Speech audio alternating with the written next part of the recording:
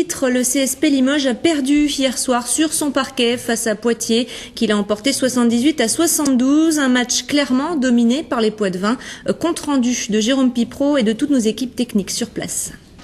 Dans ce match choc, le CSP sera finalement passé à côté. Pire, il n'a même jamais donné l'impression de pouvoir, voire de vouloir prendre la rencontre à son compte, de se montrer comme le patron dans sa salle.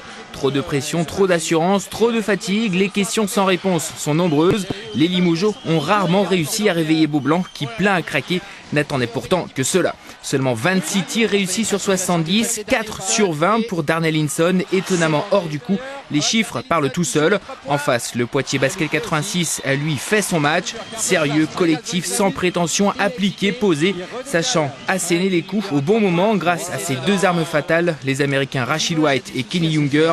48 points à eux deux, dont 9 tirs à 3 points. Un véritable festival. Après un premier quart-temps un peu insipide, seule période du match où le CSP a mené, le jeu va s'animer au deuxième quart-temps avec des Poitevins dominateurs. Ils auront jusqu'à 18 points d'avance. Même si en basket rien n'est jamais terminé, à ce moment-là on avait du mal à croire que les hommes d'Olivier Cousin possédaient les moyens et surtout l'envie pour revenir.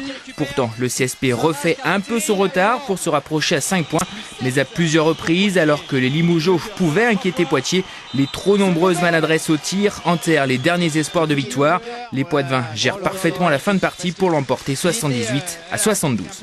On a bénéficié de quelques absences à Limoges, le fait que Adam Harrington et Vincent, qui étaient les joueurs shooters, soient pas là. On avait décidé de faire de la zone une bonne partie du match, donc on a alterné les défenses. Et c'est vrai qu'on a cassé le rythme grâce à ça. Donc après, nous en attaque, on a su développer notre jeu, mettre le ballon là où il fallait. C'est le pire scénario qui pouvait nous arriver. On a pris des shoots rapides, on leur a donné des contre-attaques, c'est ce qu'ils aiment. Ils aiment le jeu rapide, on leur a laissé beaucoup de ballons parce qu'on a pris des shoots trop vite. On leur a laissé beaucoup de ballons, ils ont pu s'épanouir un peu avec la balle, prendre confiance. Et puis derrière, on court après le score tout le match. Poitiers a frappé un grand coup hier soir en s'imposant pour la deuxième fois de son histoire à Beaublanc. Pour Limoges, la tâche se complique. Pour espérer remonter en proie, le CSP n'aura sans doute plus qu'une seule solution, remporter les playoffs. Et ça, c'est une autre histoire. En bref, un pavillon